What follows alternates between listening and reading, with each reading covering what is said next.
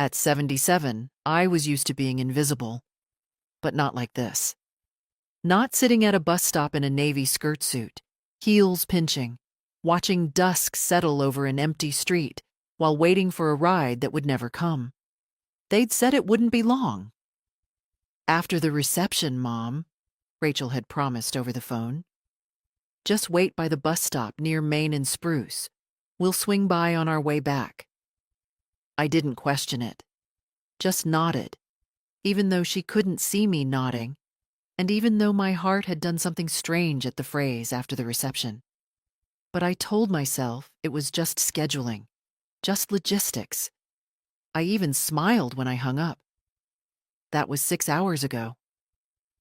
Now the wedding was long over, must be, and the town had gone quiet. The few cars that passed didn't slow. No familiar faces. I'd brought a wrapped gift, something modest but thoughtful, and a little tin of shortbread I'd baked that morning. They sat beside me on the bench like two small, useless offerings. I shifted on the wooden slats. My legs were aching. I'd never liked this bench. It faced the gas station, and the air always smelled faintly of rubber and fried food. But Rachel had said this stop, not the one by the park, and I didn't want to complicate things. Didn't want to be difficult. A boy on a bicycle passed, earbuds in. He didn't look twice at me. No one did. I checked my phone again. No signal. Just the blinking low battery icon. I'd meant to charge it, but between baking and ironing the skirt and writing the little note to Rachel, I'd forgotten. There was a time, many times, when she would have reminded me. "Mom, don't forget your charger," she'd say, half smiling, half sighing, like I was a child. But those days were gone. I remembered when she told me about the wedding. "It'll be small," she'd said. "Just family." Her fiancé's parents were paying, she explained, and there were limits. "You'll still be part of it. We'll figure something out." I should have noticed the way her voice faltered, the way she rushed past the details. But I wanted to believe her. I always wanted to believe her. The last city bus rolled by, brakes screeching, lights bright against the darkness. It didn't stop. I watched its taillights disappear, and something inside me finally dropped, like a door clicking shut. I was not forgotten. I was excluded. And that's not the same thing. The breeze turned cold. I clutched the shortbread tin, not for warmth, but for something to hold on to. Behind me, in one of the houses lining the street, someone laughed. A warm, hearty laugh. I imagined a living room full of voices, full of people who didn't know I existed. Rachel's voice echoed in my head. "Just wait at the bus stop." I waited, all night, until the streetlights flickered off and the sky turned gray, until the bakery van came down the street, too early for morning and too late for night. I rose, stiff, and began walking home, heels in hand, back straight. I didn't cry. Not yet. That came later.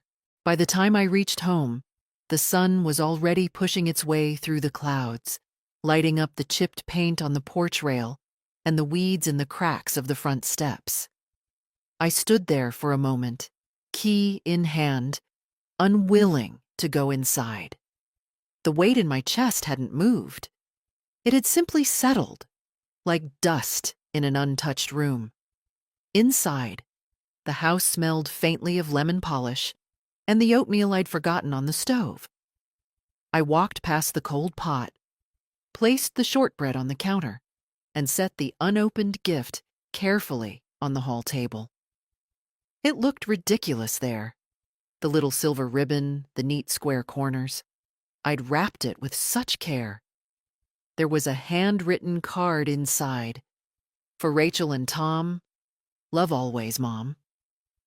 I made tea without tasting it, then sat at the kitchen table and opened my phone, plugging it into the wall. The screen flickered to life, Notifications flooding in.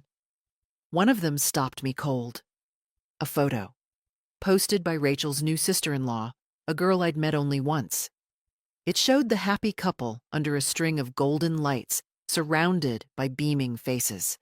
The caption read, "A perfect evening, just family." I stared at it for a long time, zoomed in. There was Rachel, in her cream lace dress, bouquet held just right. Tom, tall and awkward, grinning, his parents, his brothers, Rachel's cousins, her friends from college, her godmother even, everyone but me. Just family, the caption repeated. I pressed the phone to my chest, as if I could muffle the sting. A simple sentence typed by someone who didn't even think twice. But it was sharp enough to slice through skin. I tried to find some alternative explanation. Maybe she'd meant something else. Maybe she hadn't seen the caption. Maybe she hadn't thought it would matter. Maybe the photographer had insisted on something quick, and she'd meant to make it up to me later. A separate celebration, a brunch, a quiet apology. But then I saw the next photo, and the next. There was no separate anything. There was a dinner, a long candlelit table with name cards and linen napkins. There was laughter, dancing, toasts, a slideshow of Rachel and Tom's life, baby pictures, college days, their first apartment. Nothing of me, not one image, not one mention. I had been carefully, deliberately written out. I sat at the table, tea untouched, hands curled in my lap.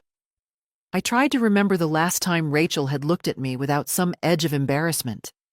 The last time she'd asked how I was, not what I could do. The last time I'd felt like her mother, not her problem. There was a time, many years ago now, when we had been close. After her father died, it was just the two of us.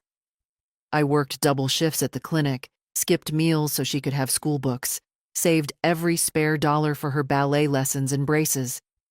I didn't expect thanks. I expected only that we'd be each other's home. But slowly, subtly, she'd begun to change. It started in college, when she stopped calling, when she came home only on holidays, and then not at all. When she began to speak of my house as the old place, of my clothes as quaint, of me as a bit much sometimes. She never said it outright, of course, but I saw it in her eyes, heard it in her sighs. I was no longer a source of strength or comfort. I was baggage. The wedding had made it official. I rose from the table, walked to the hall mirror. The woman looking back at me was small, pale, with smudges under her eyes. Her hair, still thick, was pinned back. The way Rachel always said, looked tired. Her hands, veined and dry, still held a faint tremor. But her spine was straight, and her eyes, despite everything, were steady. I picked up the gift from the table and unwrapped it. Inside was a photo album I'd spent weeks putting together. Prints of Rachel's childhood, pictures I'd digitized and edited myself. Each page told a story. Her first steps, her Halloween costume at age 6, the time we built a snowman with mismatched gloves. I looked through every page slowly, carefully, as if saying goodbye. Then I placed the album back in its box, walked it out to the trash bin, and let the lid fall shut. My daughter had thrown me away. I was simply returning the gesture. I didn't sleep that night, not really. I lay in bed with the lamp on, watching the shadows on the ceiling change with the passing hours. Around 3 a.m., I got up and made toast I didn't eat. At 5, I started writing a list. Not of groceries or chores, but of memories. Not the warm ones. Not birthdays or lullabies. The others. The time Rachel came home from college and insisted I stay in the kitchen while her new boyfriend visited. "You just make things awkward, Mom," she said, brushing past me. I'd laughed, pretending not to hear. The time she borrowed $4,000 for a course she never finished. Promised to pay me back. Never mentioned it again. The day I brought her soup when she was sick, and she told me gently, kindly, that next time I should just text first. I kept writing until the paper ran out. But then, of course, I also remembered the years before all that. The real years. When she was small and everything between us was simple. I remembered the winter she had croup, and I stayed up 3 nights holding her upright so she could breathe. How I sat in the rocking chair, humming the same lullaby until my throat went raw. I remembered making her Halloween costumes by hand, sewing tiny ears onto a felt cap for her mouse outfit, gluing feathers for the owl one. She used to tell people, proudly, "My mom made this." And I remembered the time her father died. My Tom. And she'd crawled into bed with me and cried herself to sleep holding my wrist, as if afraid I'd vanish too. What had I done with those years? I'd folded them into casseroles and school pickups and savings accounts. I'd traded them for security, for her comfort, for her chance. I'd told myself again and again that love meant giving. But I had never asked what I was receiving. The funny thing is, I never wanted much. A phone call. A birthday remembered without prompting. A visit that wasn't scheduled like a dentist appointment. A conversation where I wasn't edited for her comfort. Those were the things I missed. Not the grandeur. Just the little human things that tell you you're still visible. After breakfast, tea, toast, silence, I went to the sideboard and pulled out the box with all the old financial files. It was a habit I'd kept from my nursing days. Everything labeled, everything organized. Inside were envelopes marked Rachel, college, Rachel, car, Rachel, down payment. I opened one of them, a cashier's check from 2012, $18,000, for the used Prius she wanted to get around LA. "It's safer than the train, Mom," she'd said, "and I'll pay you back in installments." There were no installments. I opened another envelope. Bank statements from when I co-signed her apartment lease. Another. Receipts from the wedding dress deposit. She hadn't told her fiancé I'd helped with that.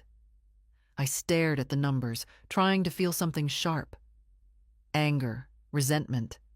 But instead, I felt a kind of weary awe.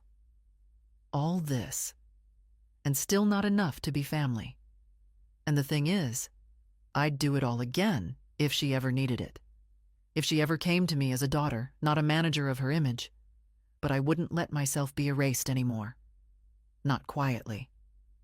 The phone buzzed just after noon. A message from Rachel. "Hi, Mom. Hope you got home okay. Sorry we couldn't come by. Things ran late and Tom's parents had everyone over for drinks. Let's catch up soon? Love you. Love you." I stared at these 2 words. No apology, no acknowledgement. Just a soft wraparound phrase like a Band-Aid pressed onto an open wound. I didn't answer. Not then. Instead, I stood, put the kettle on again, and went to my bedroom closet. I reached to the top shelf where I kept a small wooden box, the kind with a lock, though I'd long since lost the key. Inside were the documents I hadn't looked at in years. My will, a few insurance forms, the note Tom had written me before his surgery, the last one, telling me in clumsy handwriting to take care of our girl. She's soft in the middle, but strong where it counts. I used to believe that. I used to think I could guide her with love.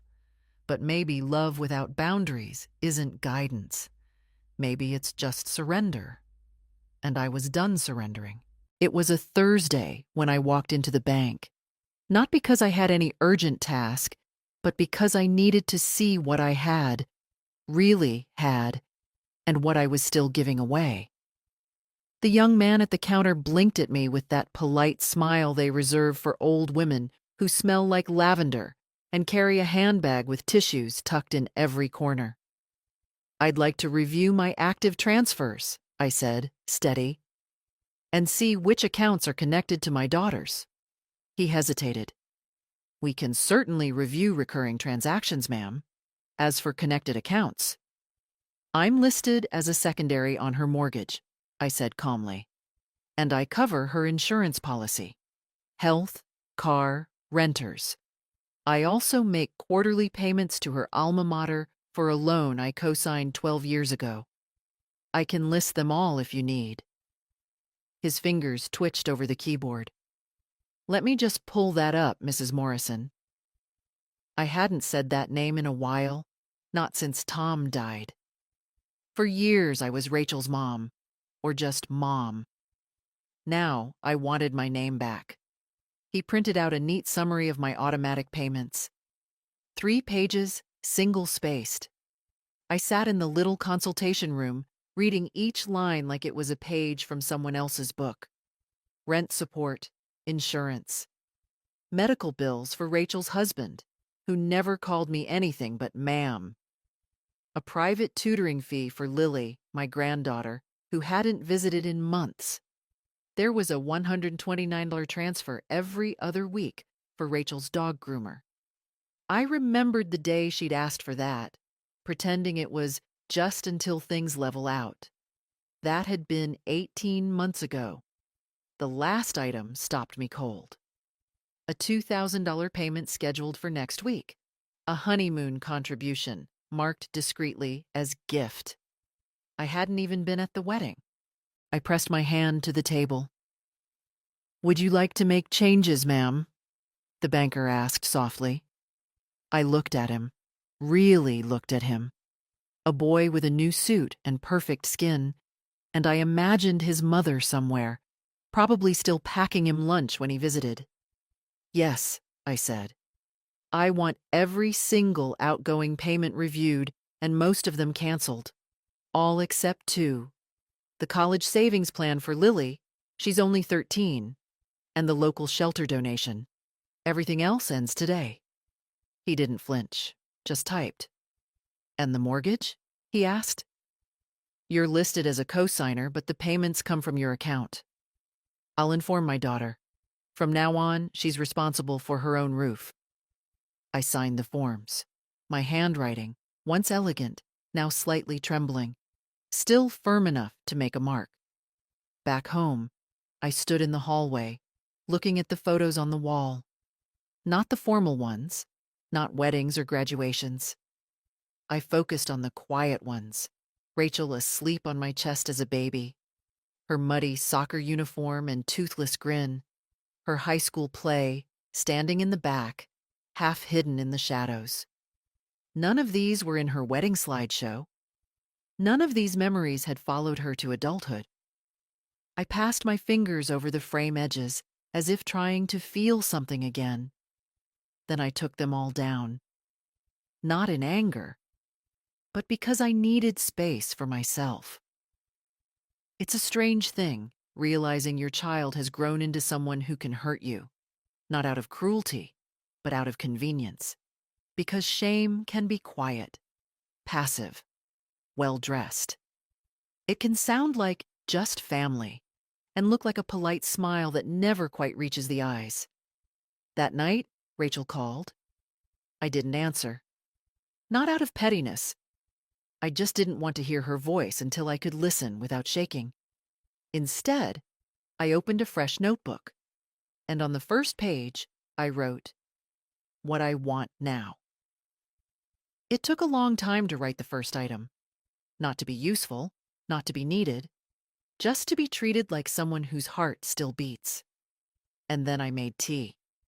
And for once, I sat down with both hands wrapped around the cup, not holding it for anyone else. The next message from Rachel came the following morning. No greeting, no question, just, "Mom, can we talk? There's been some confusion." I stared at the screen for a long time. Then, with more calm than I expected, I put the phone down and made toast. Dry, no butter. My stomach didn't want indulgence, It wanted clarity. Confusion, she said. That's what they always called it, didn't they? When they forgot to invite me. When I wasn't included in family emails or Lily's school recitals. It was always a mix-up or someone else's fault or something that slipped through the cracks. I was the crack. I washed my cup slowly and looked out the window. 2 houses down, the neighbor's daughter was planting flowers with her mother. Young woman, maybe late 20s, with the same tilt of the head and laugh as her mom. They looked like a pair. Not identical, but united. You could tell, just watching them, that they didn't need to rehearse love. It was lived. I dried my hands and returned to my chair, picked up the phone again, and opened Rachel's message. Still no follow-up. She hadn't called. She hadn't asked how I was after being left on a street bench for hours. No apology. Just confusion. I replied, "There's no confusion. Please direct any future inquiries to your own bank accounts. As of yesterday, mine no longer support you." I hit send before I could soften the words. 5 minutes later, she called. I didn't answer. I could imagine her pacing, hand in her hair, the slight high note in her voice when she felt cornered. She'd use words like misunderstanding, unintentional, logistics. She might even cry. I'd always been helpless to her tears. But tears didn't wait with you on a dark bench for 6 hours. Tears didn't rewrite captions like "just family." So I turned the phone off. Around lunchtime, I heard the mailbox clatter. I wasn't expecting anything, but I went to check. Just bills and a glossy wedding magazine with Rachel's name on the address label. She'd had it sent here years ago and never changed it. I thumbed through the pages without care, then tossed it in the bin. In the afternoon, I opened the folder marked Will and Legal and sat back at the kitchen table. It wasn't out of revenge, it was out of recognition. I was not going to be the woman who quietly leaves her savings, her house, her everything, to a daughter who saw her as a footnote. Who would host brunches in this very house, smiling sweetly at guests while saying, "This was Mom's place," as though I were a vase that once sat on the shelf. My name was still on everything. But not for long. I looked over the old will. Simple, standard. Everything split, mostly to Rachel. Some to Lily for education. Rachel was the executor. I picked up the pen, made a note to call my lawyer, then another to talk to the credit union about retitling the house. I wasn't doing this because I wanted her to hurt. I was doing it because I finally believed she could. And I couldn't allow that anymore. That night, I sat on the porch with a blanket over my knees. The street was quiet, save for the low hum of someone's television through an open window. I watched the stars blink into view, one by one, and thought about silence. Not the lonely kind. The powerful kind. The kind where no one is yelling or demanding or pulling your heart in all directions. Just the kind where a woman sits with herself and knows, finally, that she does not need to be picked up or invited or captioned to exist. The lawyer's office was warm, lined with dusty books and a half-dead ficus plant in the corner. Mr. Harrington was older than I remembered. Or maybe I was just seeing clearly now. He adjusted his glasses as he flipped through my file. "So," he said after a moment, "you'd like to make some changes to your estate plan?" "Yes," I said. "Significant ones." He nodded. "Still leaving something to your daughter?" I looked at him over folded hands. "Not this time." He didn't flinch, just turned a page. "And your granddaughter?" That was the question I'd come for. Lily, the only one who ever remembered my birthday without a reminder, the only one who once called me from school just to say hi, who used to curl up next to me on the couch and ask about my childhood as if it mattered. She was 13 now, already slipping into that quiet teenage world where affection becomes sparse and words get chosen carefully. But there was still something true in her, unpolished. She hadn't learned yet how to hide people in the background. "She's the only one I want to leave anything to," I said.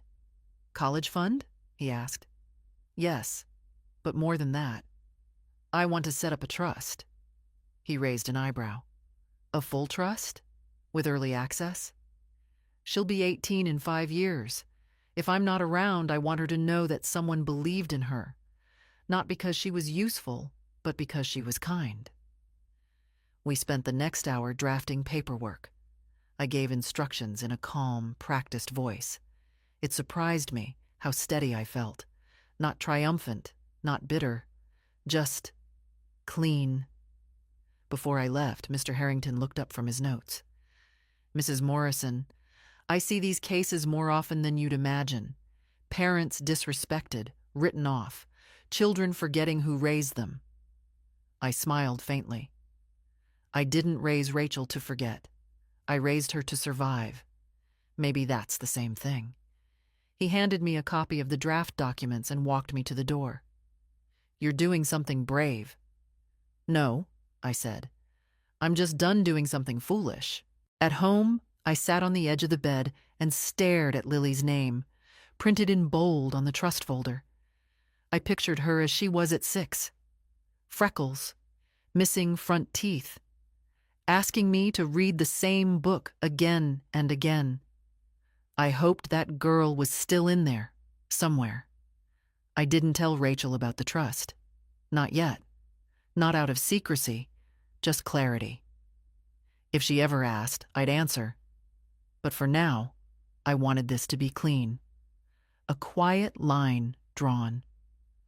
I walked to the living room and found the old photo of Lily and me at the beach, her hand in mine, both of us squinting in the sun. I dusted the frame and set it on the mantel where Rachel's picture used to be. The house didn't feel lighter, but it felt more mine. The next morning, I sent a letter, not an email, not a text, a real letter, handwritten.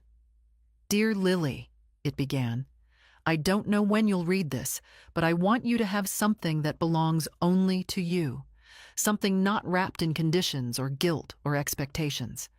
I want you to use it well, not because I expect it, but because I trust you. I always have." I didn't sign it with "Love, Grandma." I signed it, "For the girl who never made me feel invisible, M." Then I folded the paper, placed it in an envelope, and tucked it into the trust folder. Later that day, the doorbell rang.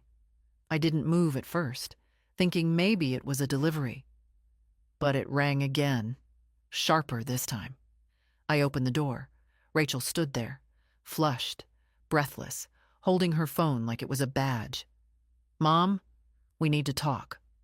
I looked at her, really looked, and for the first time in years, I didn't feel smaller than her.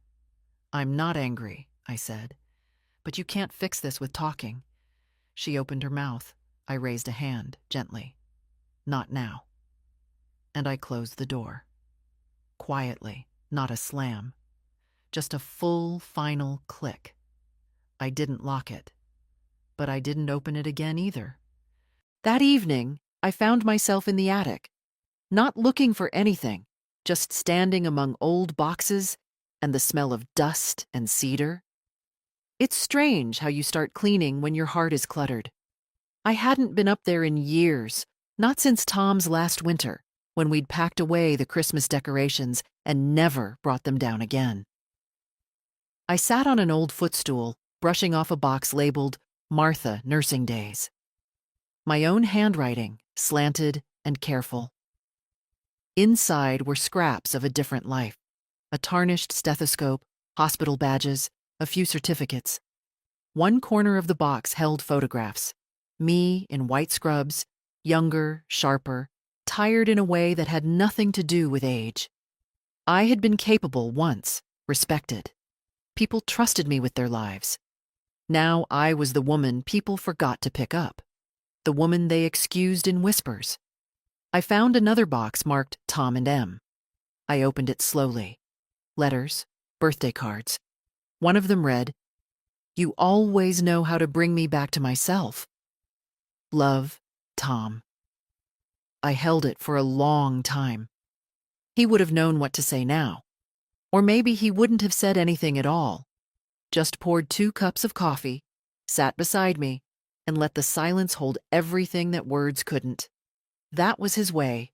His dignity was quiet, but never weak. I realized I hadn't spoken his name aloud in weeks, months, maybe. "Tom," I said now, voice low, like a secret. "I'm sorry I lost myself." I leaned back, my hand resting on the box like it was a warm shoulder. I hadn't always been this diminished version of myself. I had danced barefoot in the rain once, laughed so hard I scared the dog, fought for patients when the hospital system tried to ignore them.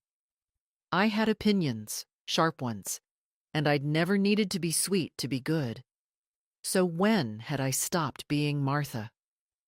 The first crack came when Rachel turned 13 and told me, with the conviction only a teenager has, that I didn't get it. I started tiptoeing around her moods after that, softening my voice, avoiding the clothes she called frumpy. Then Tom died, and I poured everything into her. My grief didn't get a shape. Hers did. By the time she was in college, I was afraid of upsetting her, afraid she'd drift further away. So I said yes to everything: the car, the rent, the silent disappointments. I stayed useful, thinking it would keep me needed. But being needed and being loved are not the same thing.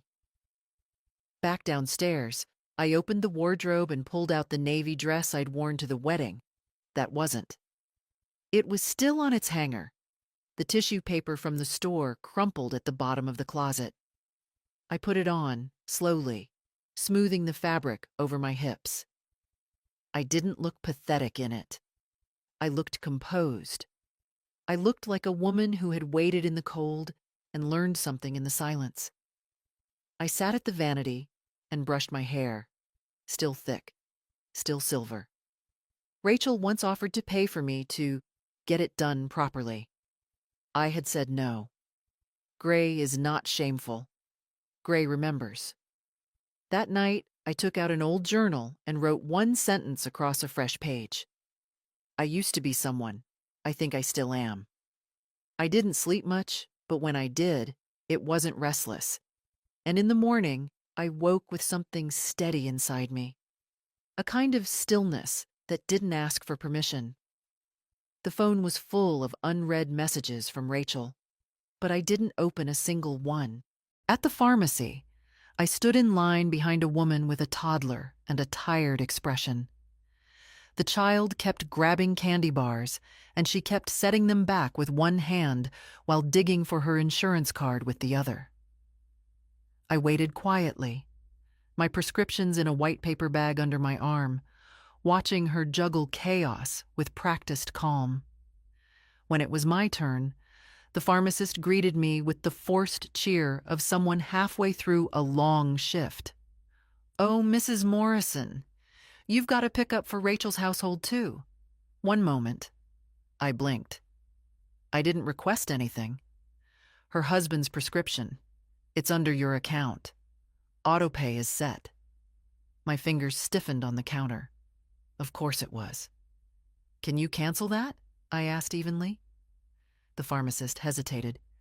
"You're authorized, yes, just, are you sure? It's a monthly refill." I gave her a smile that didn't quite reach my eyes. "Yes, I'm sure. If there are any concerns, Rachel can handle them. They had a wedding recently. I imagine they're doing just fine." She nodded, avoided my gaze, tapped a few keys and handed me a receipt. "It's done." Outside, I sat on the bench near the bus stop. Not that bench, not the one from that night. A different one, in front of the library, under a yellowing maple. It smelled like ink and late summer. I hadn't said no in years. Not like that. Not clearly, not cleanly. Not without apologizing for it.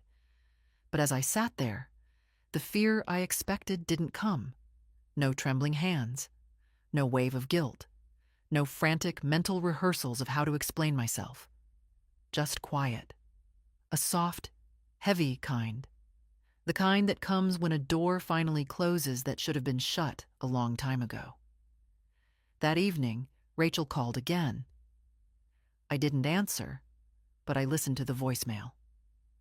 "Mom, I saw the payment didn't go through for David's medication. That's fine. I'll handle it. But I wish you'd just told me. We can talk, you know. It doesn't have to be like this.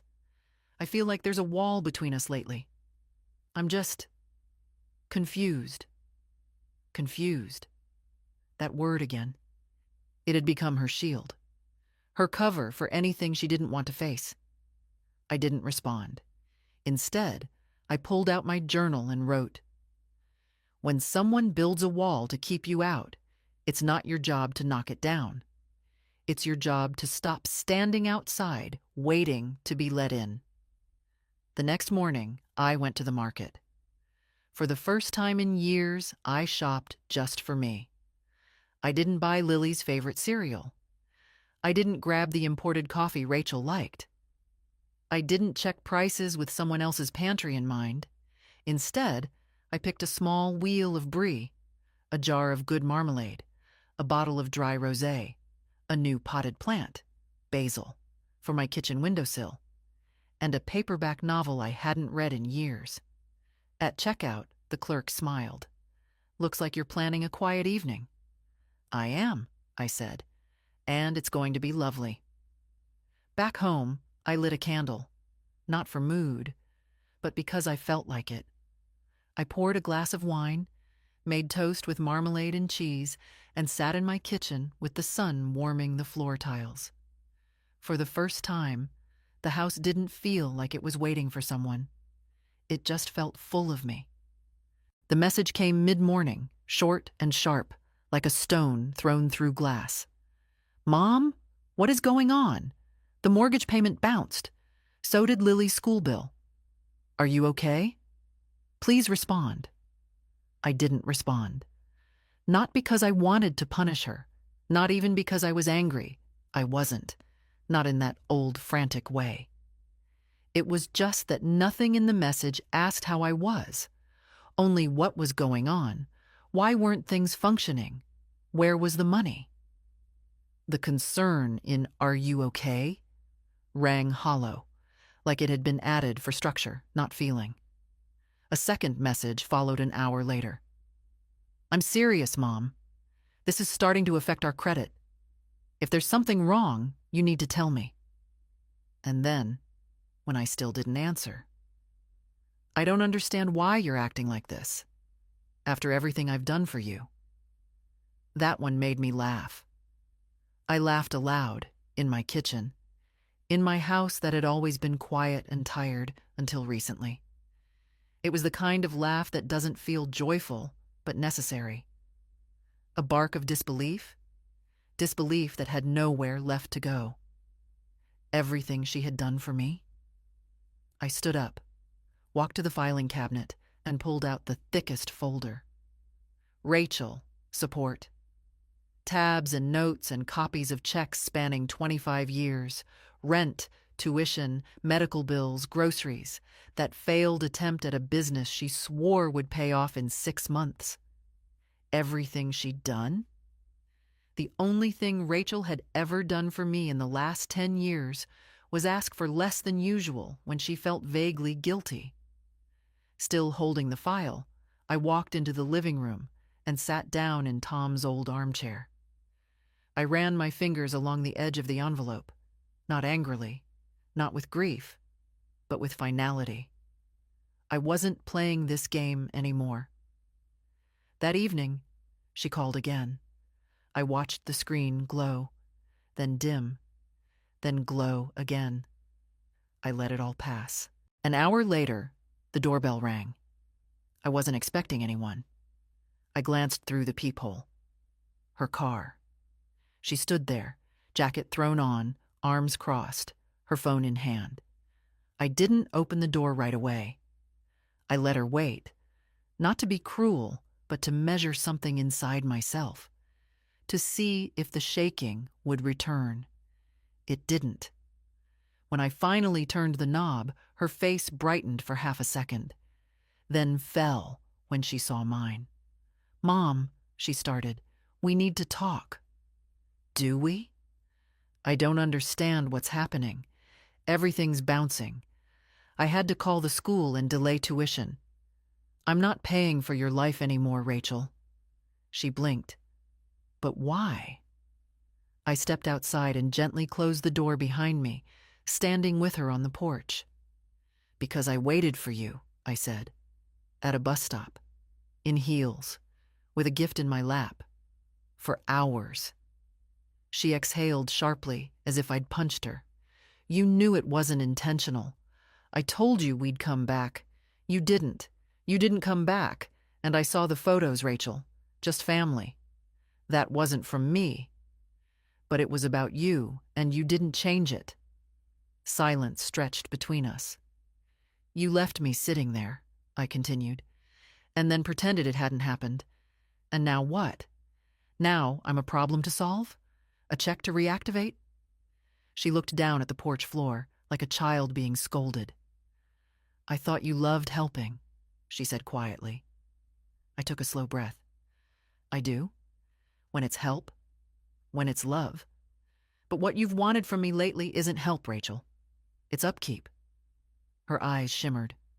"Mom, I didn't mean—" "I know," I said. "That's the worst part." She reached out like she might touch my arm, but I stepped back. "I'm not angry," I said, "but I'm done." And then I did what I never thought I could. I walked back inside and gently closed the door.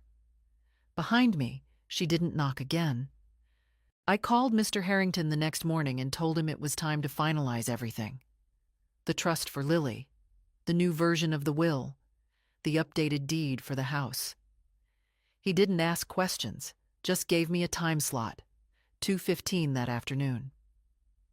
When I arrived, the receptionist offered me tea, and for the first time in years, I accepted without asking if it would be inconvenient. It was a small thing, but it mattered. I sat on the upholstered bench and drank my tea slowly, not because I had to wait, but because I finally wasn't rushing for anyone. In Mr. Harrington's office, the stack of papers was already neatly arranged. "It's all here," he said, tapping the folder. "The new will removes your daughter entirely, as discussed. The trust for Lily is clear and protected, and the property deeds now place the house solely in your name, with no joint beneficiaries. You're fully autonomous again."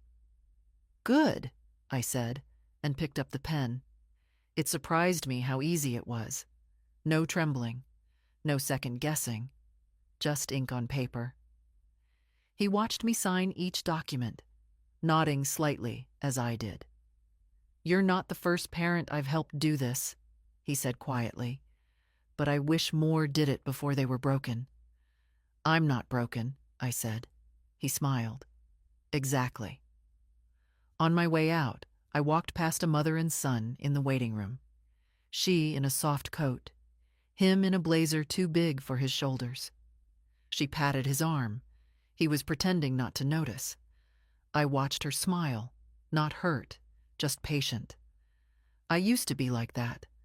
But patience, stretched too thin, becomes something else. Something close to denial. At home, I opened the windows.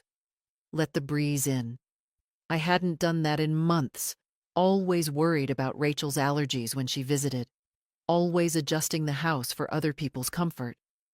But the air smelled like jasmine and distant barbecue smoke, and it was mine.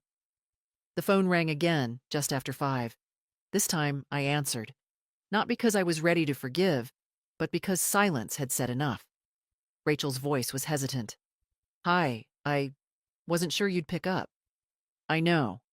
I I saw the legal notices, the trust, the change of deed. I guess you really meant it. I did. There was a pause, then. You could have told me first. I did. Just not in the way you liked. I didn't think things were that bad. You didn't think, I said gently, because you didn't have to. Another pause, then a softer voice. So what now? We don't talk? You're just done with me? I'm not done loving you, Rachel, I said. But I'm done funding the fantasy that love means servitude. Her breath caught on the line. I don't know what to say, she whispered. Then say nothing. Think instead.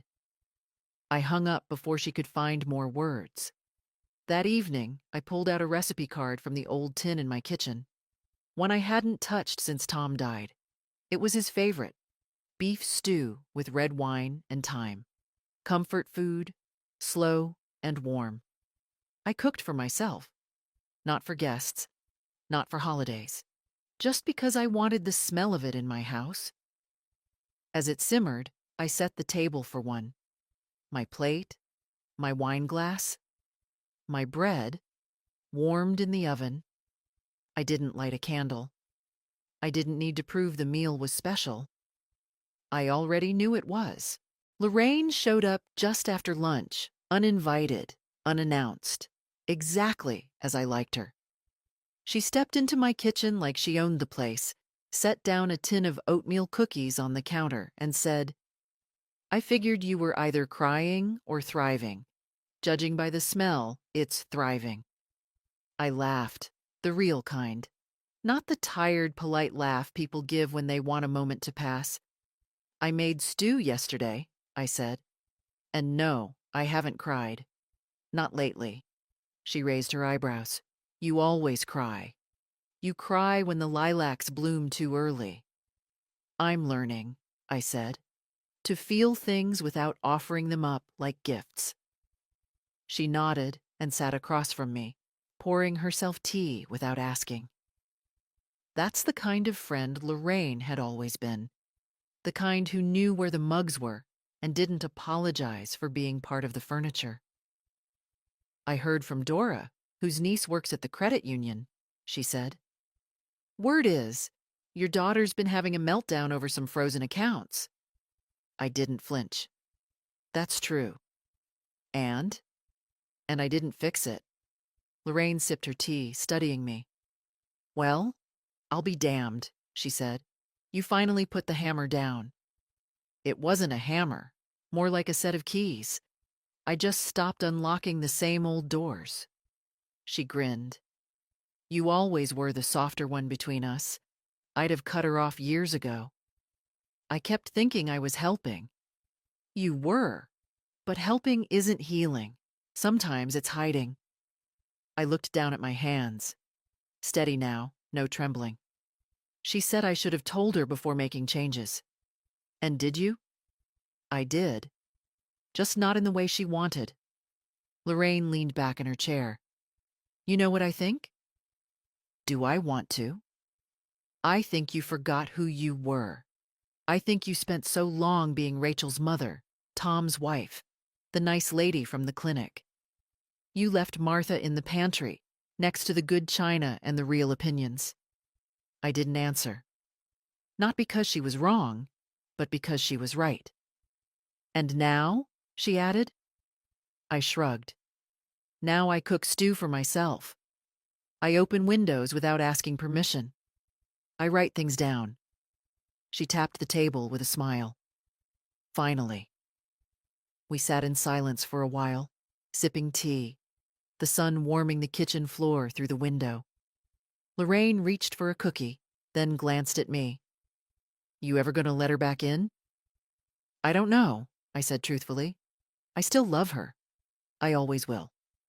But love doesn't mean access. She nodded slowly. Amen to that. Before she left, she hugged me tighter than usual, her perfume like lilacs and old paper. I'm proud of you, she whispered. I'm proud of me too, I said. And for the first time in years, it didn't feel like a lie. After she was gone, I stood in the doorway and watched the street. A breeze moved through the trees. No cars, no expectations. Just the sound of my house, my breath, and a kind of peace that didn't ask for permission to exist. And I thought, maybe this is what healing sounds like. Not applause, not closure, just silence that no longer hurts. The envelope came on a Tuesday, tucked between a gas bill and a flyer for discounted lawn care. I almost missed it. Plain white, my name printed in a young, unsure hand. No return address. I knew before I opened it. Inside was a folded sheet of lined paper, torn from a notebook. The handwriting was messy, the ink smudged in places. Just one short paragraph. "Grandma, are you okay? I don't know what happened between you and Mom, but I miss you. I keep thinking about when we used to make blueberry muffins. You always let me lick the bowl. I hope you're all right. I love you. Lily." No questions about money. No updates from Rachel's world. Just the voice of a 13-year-old who hadn't yet learned how to polish pain into silence. I read the letter 3 times, then placed it on the kitchen table and sat beside it, like it might disappear. I didn't cry, but my throat swelled with something warm, sharp, familiar. I pulled out a note card from the drawer, the kind I kept for birthdays and sympathy messages, and wrote carefully, slowly, in the neatest script I could manage. "Dear Lily, I'm all right. I've just needed some quiet to think. I miss you too. I remember the muffins. I still have the bowl, and yes, the batter tastes just as sweet. When you're ready, come visit. We'll bake something new. Love always, Grandma." I walked to the postbox in my garden, raised the red flag, and slid the envelope in. The wind stirred the lilac bush as I turned back toward the house. Inside, the kitchen looked just as I'd left it. My mug, my journal, Lily's note like a candle on the table. I sat down and read her words again. In them, I didn't hear Rachel. I didn't hear debt or guilt or performance. I just heard the one thing I thought I'd lost: recognition. That afternoon, I cleaned the guest room, the one Rachel always claimed she didn't like because the bed creaked and the sheets smelled like old soap. I changed them, not for Rachel, but for Lily. I fluffed the pillows, opened the window, and placed an old book of fairy tales on the nightstand. Later, I made muffins. Not blueberry this time. Raspberry and white chocolate. I left one on a plate beside the letter on the table, as if to say, "See? I still remember how to be someone's home." The doorbell didn't ring that day, or the next, but I didn't check the street like I used to. I didn't count silence as absence, because this time, it felt like waiting for something that might actually come. And that was enough. Before bed, I lit a small lamp in the guest room, just in case. Sometimes love isn't in the grand return. Sometimes it's in leaving the light on. She didn't call, she didn't text, she just came. It was Saturday, just after 2, when I heard the soft knock. Not urgent, not demanding, just there. Like a question asked gently, with hope. I opened the door and there she was. Lily, backpack slung over one shoulder, jacket zipped to her chin, hair messier than Rachel ever allowed it to be. We looked at each other for a moment, and then she smiled, shy, a little crooked. "I came for muffins," she said. I stepped aside without a word and let her in. She didn't rush into my arms. She didn't cry. She walked straight to the kitchen like she had every summer since she was 5, dropped her bag by the door, and looked at the mixing bowls on the counter. "I wasn't sure if you'd want to," she said. I handed her the wooden spoon. "You'll still lick the bowl?" She grinned. Always. We didn't talk about Rachel, not at first. We measured sugar and cracked eggs and picked raspberries from the small bush outside, her sleeves pushed up, my apron hanging off her frame. She asked if I still had the old board game we used to play, the one with the plastic castles. I did. We played 2 rounds while the muffins baked. She beat me both times. It wasn't until the kitchen smelled thick with vanilla and berries that she finally asked, "Are you mad at her?" I paused, wiping my hands on a dish towel. "No," I said. "I'm disappointed. There's a difference." She looked at me, serious in a way that reminded me too much of her mother. "She said you were being unfair, that you shut her out." I sat beside her. I did shut her out, but only after years of being asked to stay quiet in my own life. She nodded slowly. She gets mad when I ask questions. You don't need to be afraid to ask. She didn't speak for a long time. Then softly, "I don't think she means to be cruel. I think she just forgets people don't exist for her convenience." I looked at my granddaughter, 13, but already seeing things most adults hide from themselves. "I think you're right," I said. We ate muffins in the garden. She asked about Grandpa Tom, what he was like when he was her age. I told her he once jumped off a roof into a pile of hay and broke his wrist, and that he hated the color orange because it reminded him of hospital scrubs. We laughed. And then she said, "I think I want to come visit more." I didn't answer right away. I just reached out and gently tucked her hair behind her ear. "You always can. No performance, no sides." She smiled again, and for the first time, it was entirely her own. Not her mother's version, not one she'd rehearsed. We spent the rest of the day quietly, reading, folding laundry, listening to old records. She found my box of costume jewelry and wore 3 bracelets at once, just like she used to. When I walked her to the bus station that evening, she squeezed my hand before getting on. "I'm glad you wrote me," she said. "I'm glad you listened." As the bus pulled away, I stood on the curb, watching the back of her head through the window. She didn't turn around. But I didn't need her to, because I knew she would come back. And this time, no one had to promise anything. She came back the next weekend, and the one after that. No permission slips, no explanations, just Lily, showing up with a backpack and that same soft knock. She helped me plant bulbs in the yard, learned to roast a chicken, and even asked if she could take a few photos of the old recipe cards for a school project. I let her. We didn't talk about Rachel much. Sometimes Lily would mention her in passing, a test her mom was stressed about, a tense dinner, a slammed door.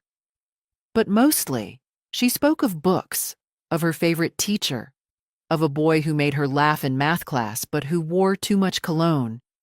She was becoming someone, not a version of Rachel, just Lily. Then, one Thursday morning, I opened the front door to find Rachel on the porch. She looked thinner, tired. She wore a coat too expensive for its purpose and held a grocery bag in one hand, like it was some sort of peace offering.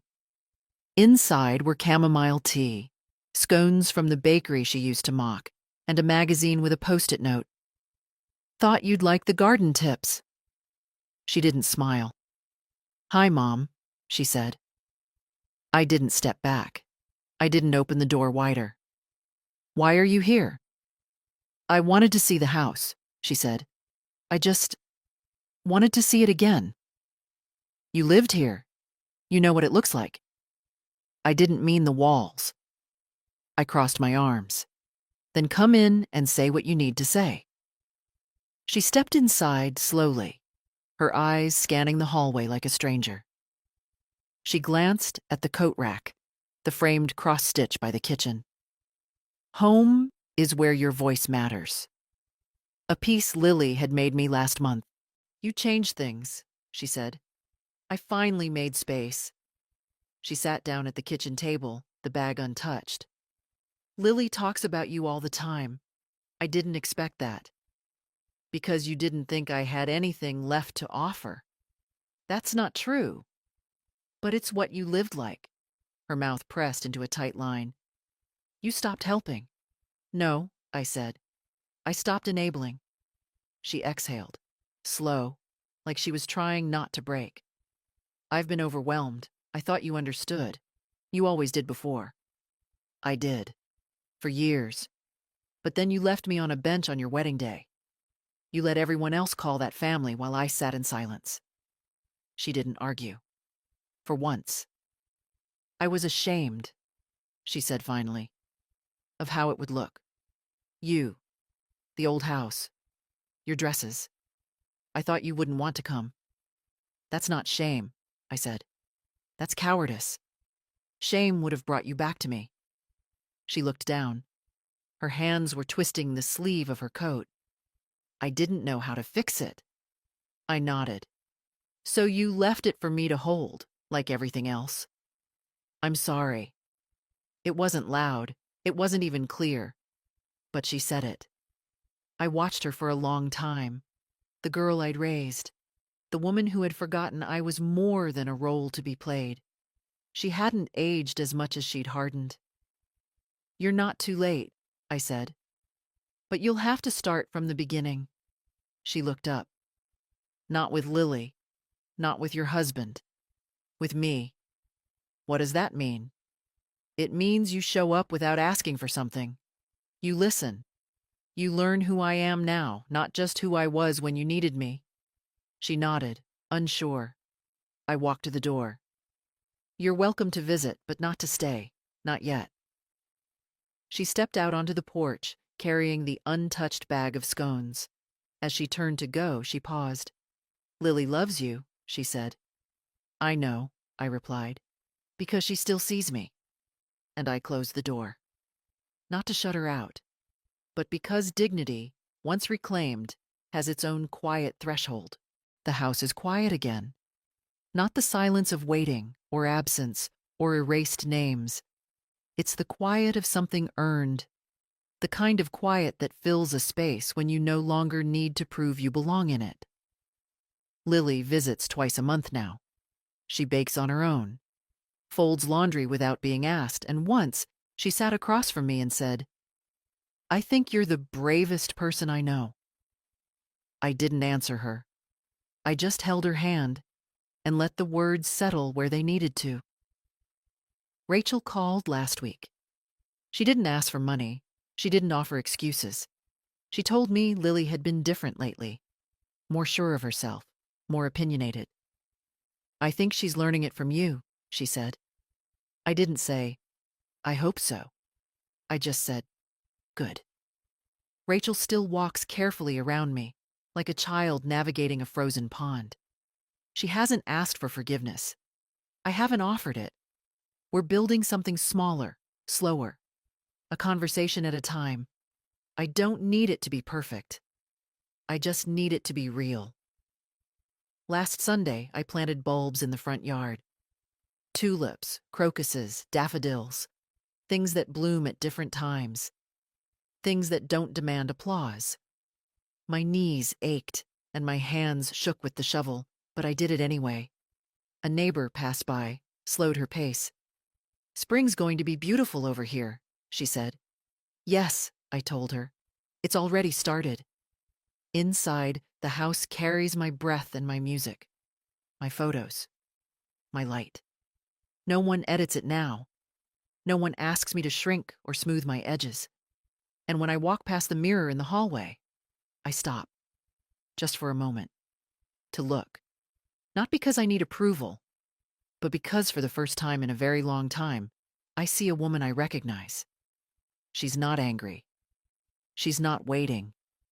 She's not quiet because someone told her to be. She's quiet because peace doesn't shout. And maybe that's the story I was always meant to tell. Not about the day I was left behind, but about the life I found after. So if you're reading this, and someone made you feel small in a room you built with your own hands, don't wait for the door to open. Don't wait for them to remember who you are. Stand up, dust off the bench, and start walking. You were never meant to be a footnote. You are the whole story. And if this story found you at the right time, share it. Someone else might be sitting at that bus stop, still believing they were forgotten.